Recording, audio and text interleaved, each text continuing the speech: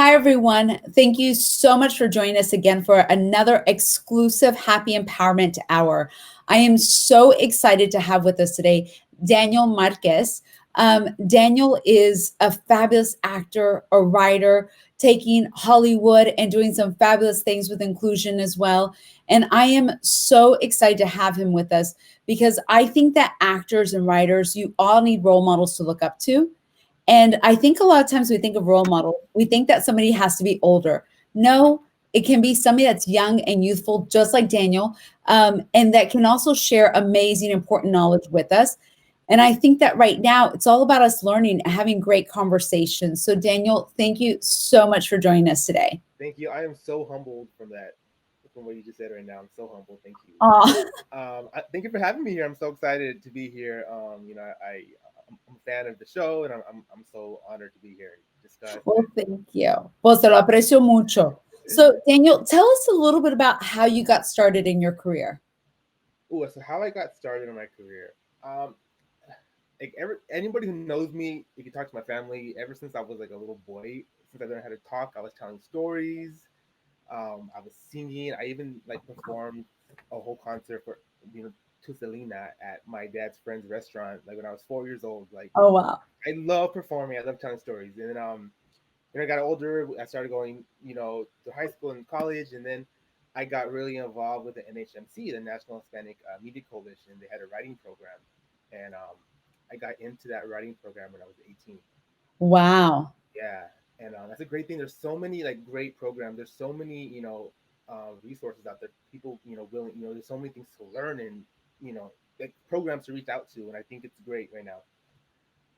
So I got into the program, and I started networking, meeting amazing writers, meeting amazing artists in the industry, Latino artists, and from there just started networking and attending events and just building my creative mind and kind of reading books and just talking to people, watching films, and just taking it all in. And I think that's the most important part is learning from other people. I know you said that right now. Mm. People are gonna learn from me, and to me that's crazy because I think I have so much to learn. But I appreciate that because I feel like everybody's gonna learn something from everybody, whatever Right. they did. Because like I said, I've had so many hands, in my come up and in my success that Yeah. if I was gonna sit here and thank all of them, I'll be here for 3 hours. Well, yours would be the Oscar speech where the music starts, Right? right? You'd be like, Not yet, not yet. We're 2 hours. yeah, the quinceañera list is still going Yeah, on.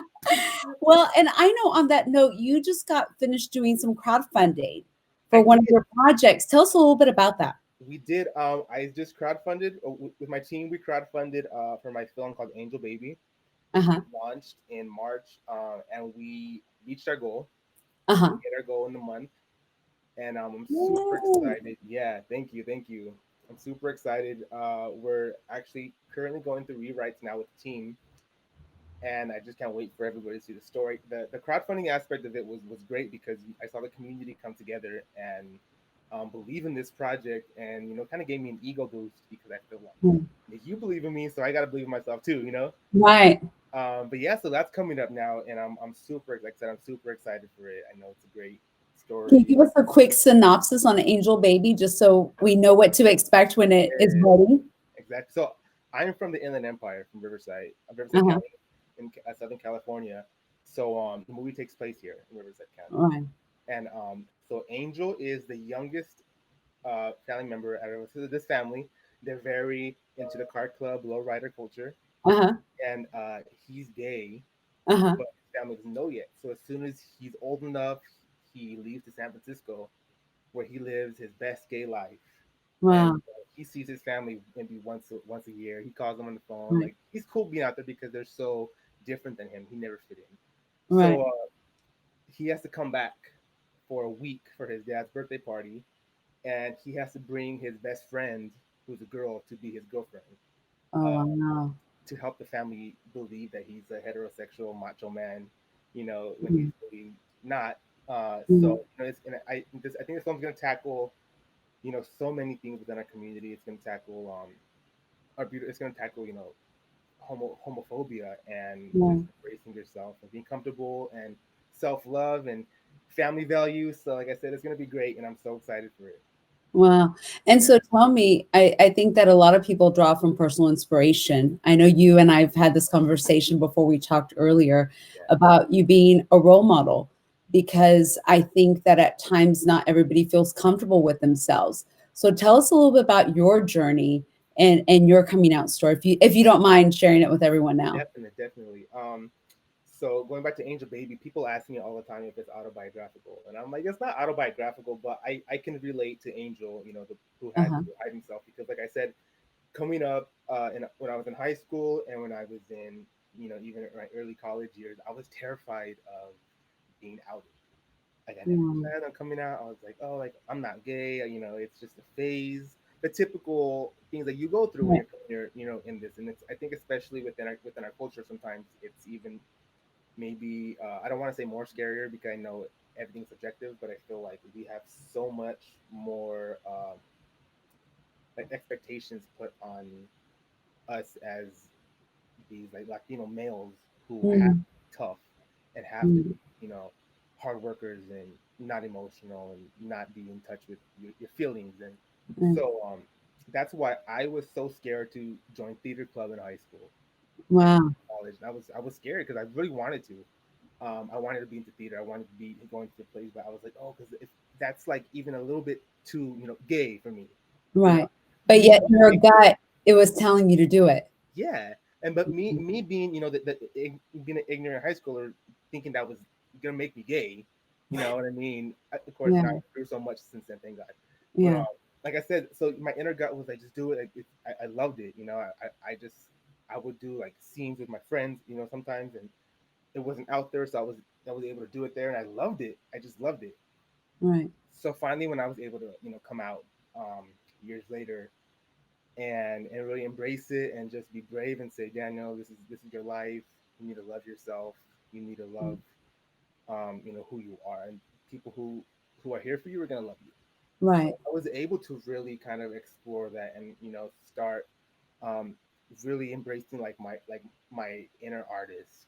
Right. Came out because not because I didn't have the freedom before, but now like those chains that those heavy weights and chains that I put on myself were now lifted to kind Right. of do what I want and make myself happy. So like I said, I'm so grateful that I found that courage to come out Right. and really just like I said, explore my artistic um, adventure, for Right. lack of a better And word. don't you feel, and I will say this, I think that this happens for everyone, no matter what your sexuality is, because I also think that at times what you're discussing as well could also be in a person that hasn't found themselves in a career, hasn't found because they set these expectations that society told them to be a certain way.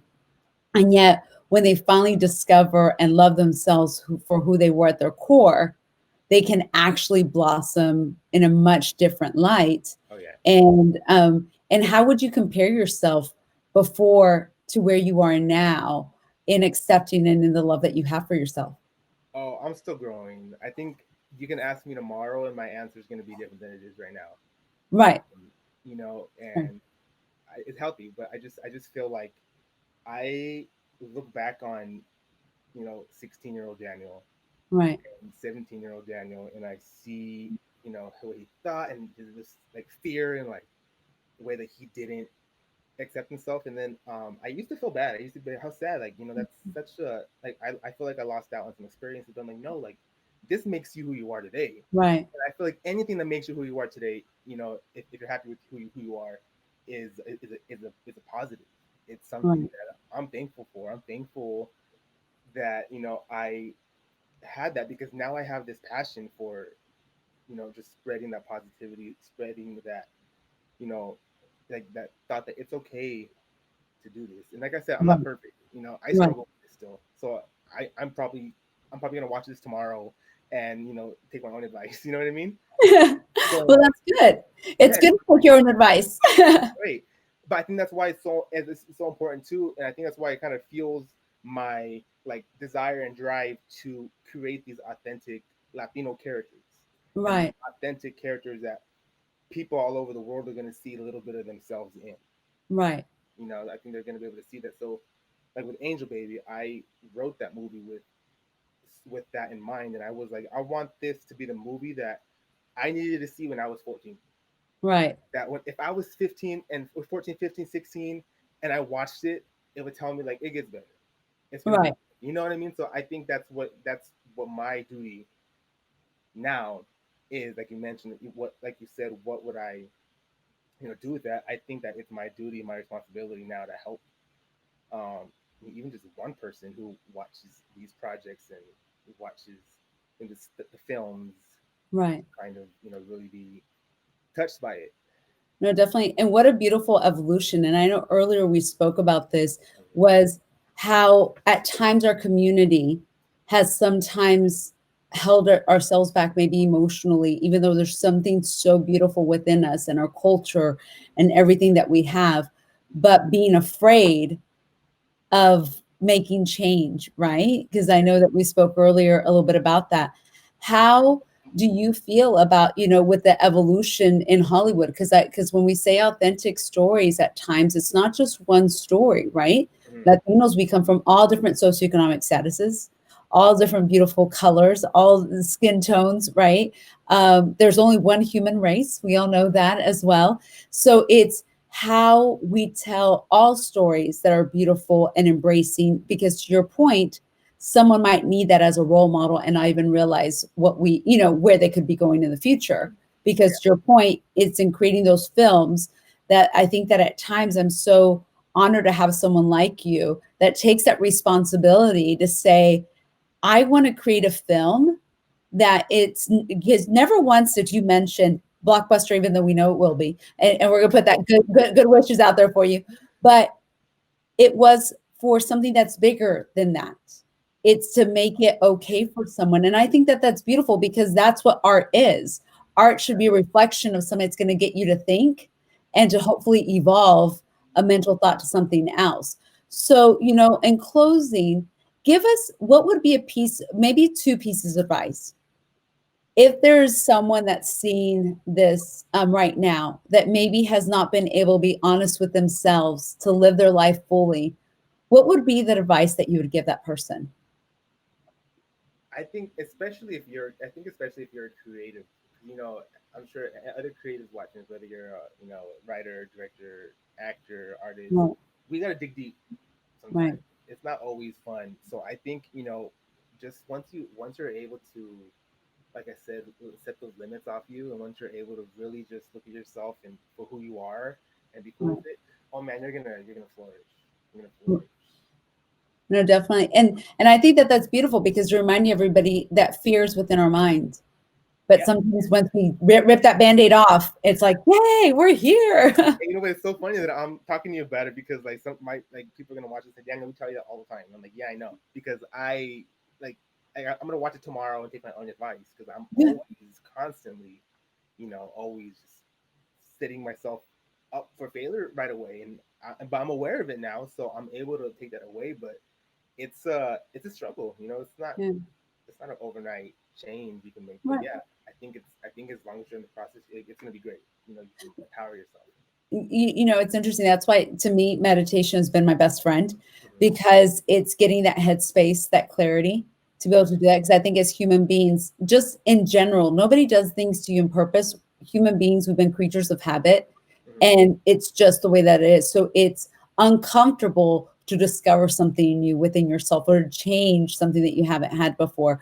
So good for you for having that mental attitude, because I do think that our mind is a muscle, just like you go to the gym to work out. You have to kind of give yourself a positive lesson or word of affirmation or something every day to be able to get past something that you didn't even realize was holding you back No, of course. before, because your mind just hasn't seen it that way. One of the cosmetic lines that I'm working with, Holy Mother of Makeup, on the cosmetic box, we didn't come up with the phrase. Many people utilize this, but I want to make sure, because it's geared towards Latinas, and it says on there, "I am enough." Because I think that a lot of times, if we all discover that we're just enough, just as who we are, it's Yeah. interesting how much better life gets, not only for you, but for your neighbor and for everybody else. And Hmm. hopefully, then we'll get rid of the misconception of the crab theory, that people have utilized. And unfortunately, sometimes it's been warranted in our community of que los jalamos para abajo instead of helping each other grow. And I think that the world is so much better when we can all help each other grow and be more effective. Definitely, I think like you mentioned, definitely more so, especially in the creative world. I feel Yes. like we need to have that understanding that it's a different path for everybody.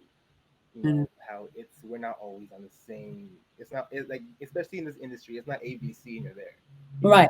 It's gonna be AB, X by W, elemental P all over the place, and you're gonna be, and some you might get to here next year. It might be in a month. You never know. So I think you need to be able to have that growth and understand that you're so unique and you have so much power within you, and you have such a unique fingerprint in this on this planet, and you're gonna shine when it's your time to shine. That's beautiful. Yeah. And I think all the advice that you're given, quite frankly, helps anyone. But I also want you to give a piece of advice, because if there is a younger version of someone that's like you and is listening to this and can't see your movie yet, but will see it and be inspired by it, what would be a piece of advice that you'd give that young person to say, what would you tell them? Oh man, that's a hard one. My advice to, for example, the advice to my younger self, Yeah. to just keep believing and keep pushing. If I honestly, with every ounce of my being, believe that if you want something bad enough, um, and you manifest it enough, you're gonna get it. You're gonna Right. manifest. So if you're sitting there saying you want to do this, but you're not making any steps towards it, manifest it, and also be proactive in it. And I think that's the advice that I would give to a younger version of me. Be proactive, believe in yourself. Yeah. Don't let anything shoot you down, because it's gonna be hard. But Right. you got it in you. Everybody has it in you. You just gotta find it. You just have to find it. Yep. Pues completamente, I have to tell you, it's been such an honor and a pleasure to get to know you more, Daniel. I'm excited about Angel Baby. I'm excited about the future, but I'm most excited of you knowing and believing in the true terminology of love is love, because I think it starts within yourself, Mhm. and that love is the most powerful thing in the world. And at the end of the day, it's all about everyone living their most authentic versions of themselves, and all of us accepting them as beautiful as they are, because that's what makes life fantastic. And what makes it more is having beautiful people like you, being able to be there. And I am so excited to be able to end Pride Month with you, Yeah. because what an honor to have you here with me, The honor was all and mine. being able to share this beautiful story. Thank you. Thank you. Like I said, it was an honor. Thank you so much for having me. Well, thank you. Well, everyone, we really hope that you will keep up with Daniel, all that he's doing in the world. Be sure to see Angel Baby when it's there. Let's support it at the box office, because we know that, when we can make a dollar count, let's invest within our fellow people, within the fabulous arts.